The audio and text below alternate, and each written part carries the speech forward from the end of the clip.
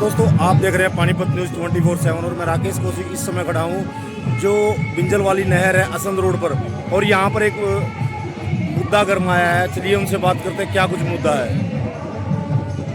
क्या कहना चाहते हैं आप? आज हम बाबा साहब की जयंती मना रहे हैं।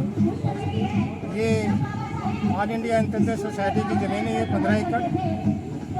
हमारी permission all India anthropology society की साथ की भी मल्कियत ज़मीन है, इसके नाम से हमने परमिशन ली गई थी।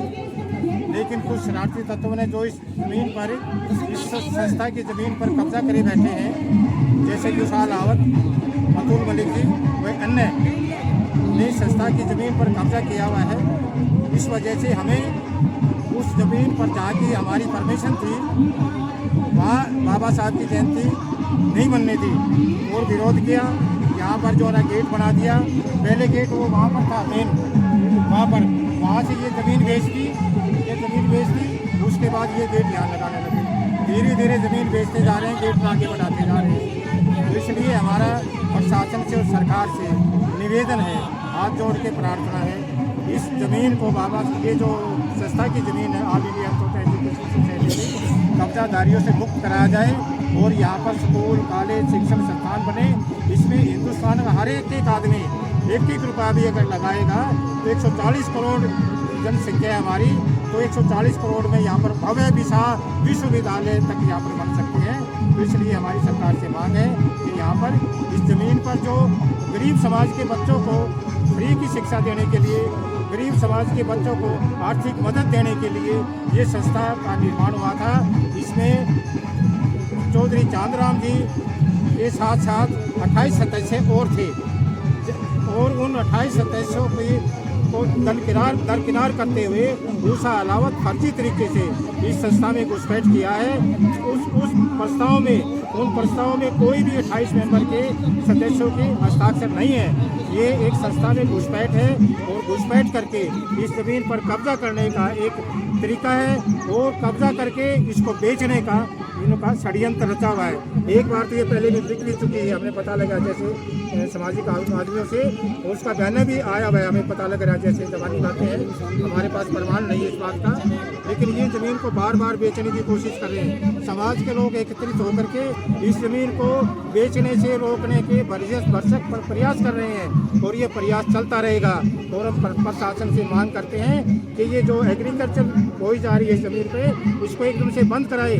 और जो तो 10 सालों का, अभी इस भूमि को 10 सालों से ये बो रहे हैं इस ज़मीन को, वो पैसा संस्था के खाते में जमा हो और ये जो इतनी बिल्डिंग यहाँ बनी हुई थी ये सब इन्होंने बेच दी, वो पैसा संस्था के खाते में जमा हो और इसकी पूरी तरह से ऑडिट की जाए और दोषियों को सजा दिला जाए। हमारी ये प्रशासन से, सरकार से मांग। आपका परिचय? मेरा नाम ईश्वर सिंह। हाँ जी, मैं कृष्ण कुमार। ये जो संस्था की ज़मीन है, गरीब बच्चों को पढ़ाने के लिए ज़मीन थी, 1978 में इसकी सोसाइटी बनी थी जिसके 28 मेंबर थे।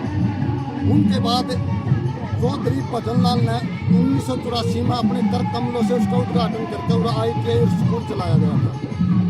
ITI स्कूल चले 95 तक। 2013 में यह बिल्डिंग पढ़नी शुरू कर दी। किसने पार्टी शुरू कर दी है बिल्डिंग? चांदराम के परिवार ने पढ़ी। क्यों? ये नहीं हमने पता, ये पाड़ का बेच दी। और रुपया कहाँ? इसको ज़मीन को ठेके पे दे रहे, 7-8 लाख रुपये महीने का, वो भी ये जम कर रहे। जब ये ज़मीन टेक्निकल यूज के लिए है तो बोई क्यों जा रही है? जब बोई बो नहीं रहे, फिर इस पर जब उषा लावत में पैटर्न बन रही है जो अलीगल बनी हुई है। उषा लावत कौन है जी? उषा लावत चौधरी चांदराम के बेटे की बहू है। तो उसने 8 साल में क्या किया? क्या कोई कमरा बनाया, कोई ईंट लगाई है यहाँ पर? कोई स्कूल कॉलेज खोल लिया उसने, कोई ITI खोल ली, कोई प्रशिक्षण खोल लिया? सिर्फ ज़मीन बेच दी, बेचने के फिराक में लगे हुए हैं। जो कि जासिम ठेकेदार, अतुल मलिक है, जाबिर है, जसवीर सरदार है, इसका पूरा परिवार है जसवीर सरदार का, ये सब इसको फिराक में ये कहते हमने ये ज़मीन बेच दी, दे दी इसको। कैसे दे दी? क्या उनको हक है ये ज़मीन बेचने का? बेचने का हक नहीं है उनको, कोई हक नहीं है, कोई हक नहीं है बेचने का। ये ऑल इंडिया एंथ्रोपोलॉजी शिक्षा समिति की ज़मीन है, इसको ना बिक सकती ना बेच सकता कोई। फिर भी छोटे छोटे टुकड़े करके एग्रीमेंट पर बेच रहे हैं।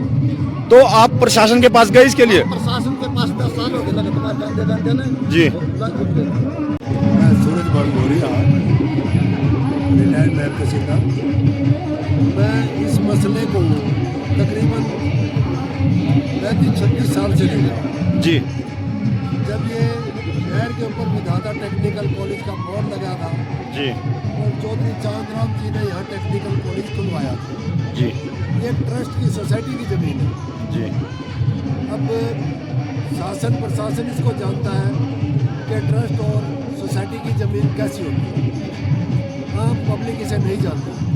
कुछ लोग जानते हैं, कुछ रेवेन्यू डिपार्टमेंट के लोग इसको समझते हैं, सोसाइटी को एक्ट को जो जानने वाले वही समझते हैं।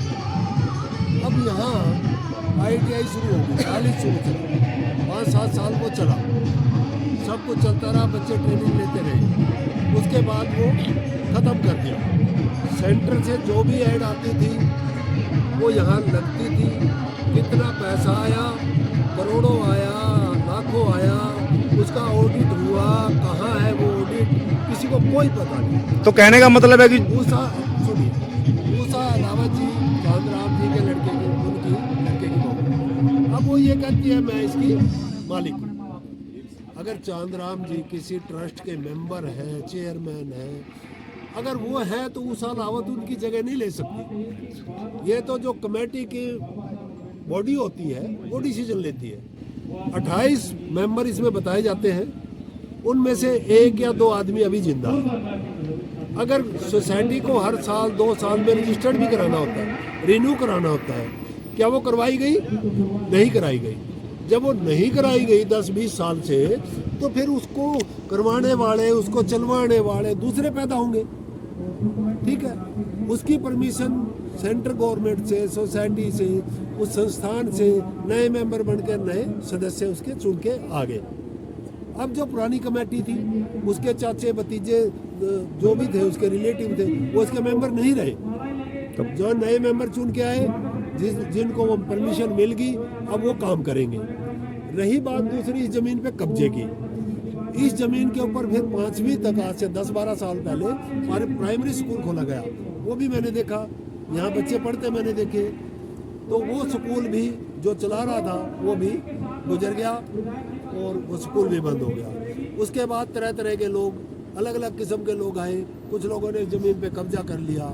अब जो ज़मीन है वो किसने किसको दी, वो ठेका कहाँ गया, तो काफी सवाल उठते हैं। बताई तिहाई कहाँ गई, पट्टे पे दी गई वो राशि कहाँ जमा हुई, ट्रस्ट में जमा हुई या ये आदमी धक्के से भेज रहा है। दूसरा, एक यहाँ और बुढ़िया बैठी है, वो कहती है मैं 40 साल से यहाँ हूँ। मैंने उसको 30 साल से, 5-7 साल से वो बैठी होगी, मैंने नहीं देखा। अब 30 साल से वो नहीं थी यहाँ, ना ये PM थी ना कोई थी। आज मैंने देखा उसको, उसने अपने भांजे को, अपने भतीजे को, उनको बुला के और यहाँ बिठा रखा। 5-7 पंजाब से और दूसरे गुंडा तत्व लोग यहाँ बैठा लिए। और अगर वो जाता है, कोई उनसे पूछता है तो उन पर दौड़ती है, ताकि उनसे छिंदा चपटी करती है, मारने को दौड़ती है, ताकि कोई मुझे छेड़े, हाथ लगाए और मैं उसके गले पड़ जाऊँ। अब ये समाज यहाँ चाह रहा है कि भैया एजुकेशन सोसाइटी है, करोड़ों अरबों रुपए की ये ज़मीन है, यहाँ बच्चों के भविष्य उज्जवल होने के लिए कोई सोसाइटी, कॉलेज, स्कूल, विश्वविद्यालय यहाँ खुले। ये लोग अपना बीज रहे हैं, इसको खा रहे हैं। पैसा कहाँ जा रहा है किसी को कोई पता नहीं है। तरह तरह के लोग आते हैं, कुछ लोग बेच के चले गए, कुछ अपना वो करके। बिकती कैसी है मुझे ये नहीं पता, मैं भी रेवेन्यू डिपार्टमेंट में रहा। आज तक सोसाइटी एक्ट की ज़मीन, उस एक्ट के तहत 2/3 मेंबर होने से, रेजुलेशन पास होने से, उसके बाद ही बिकेगी। अब यहाँ के जो प्रधान है कृष्ण लाल जी और सेक्रेटरी, वो ठीक है, इसके लिए संघर्ष कर रहे हैं, और सोसाइटी के लोग, उन्होंने और जो मेंबर बने वो संघर्ष कर रहे हैं। लेकिन वो कुछ लोग इन लोगों के आगे टिक नहीं पा रहे, क्योंकि ये मारने पीटने पे, गोली में धमकी देते हैं, तो गाड़ देंगे। अभी भी आज भी 5, 7, 10, 20 बंदे यहाँ हैं। अभी कल परसों ये गेट बनाना शुरू कर दिया, नया गेट, ताकि कोई लोग यहाँ एंट्री ना करें। बताओ इनका क्या फायदा। एक वकील कहता मैं वकील हूँ चौधरी चांदराम की तरफ से। चौधरी चांदराम जी रहे वकील, कहाँ से रह गया? सोसाइटी नहीं है, उसके मेंबर नहीं है, तो कहाँ से हो गया वो वकील? वो सारा यहाँ ये विवाद इन लोगों ने खड़ा कर रखा है। रही बात प्रशासन, जब इसकी जमीन के, ये जो खाली जमीन पड़ी थी वर्षों से, इस पे बाबा साहब की 132वीं जयंती बनाने के लिए परमिशन होगी, पुलिस प्रशासन से भी होगी। कई MLA यहाँ आए उसको संबोधित करेंगे। बाबा साहब के जन्मदिन के चीफ गेस्ट हैं और वो इन लोगों ने यहाँ इनकी देख रेख में ही इनके सामने ही वो जगह को पानी से भर दिया और वहाँ बाबा साहब का प्रोग्राम होने से रोक दिया। आज ये दूसरी जगह पे प्रोग्राम होने जा रहा है, साथ लगती ज़मीन पे। ये सुबह किसी से मांगी गई। तो इतने हौसले बुलंद हैं इनके कि ये प्रशासन से मिलके और ये सारे इनको धमकाने तो कहीं ना कहीं प्रशासन भी जिम्मेवार है। जिम्मेवार है। रात को भी जब इनके सामने ये हो गया, गेट बन गया, तब ये जाते हैं, इनको परमिशन नहीं मिलती। इनको गेट बनाने की परमिशन कैसे दे दी? जब डीएम साहब ने इसकी परमिशन दे दी, यहाँ अगर यहाँ आप अपना जयंती बना सकते हैं और रात को उसमें पानी भर दिया जाता है, सच्चों को बताया नहीं जाता, उसने क्यों नहीं रोका? किसकी जिम्मेवारी है? आपका परिचय?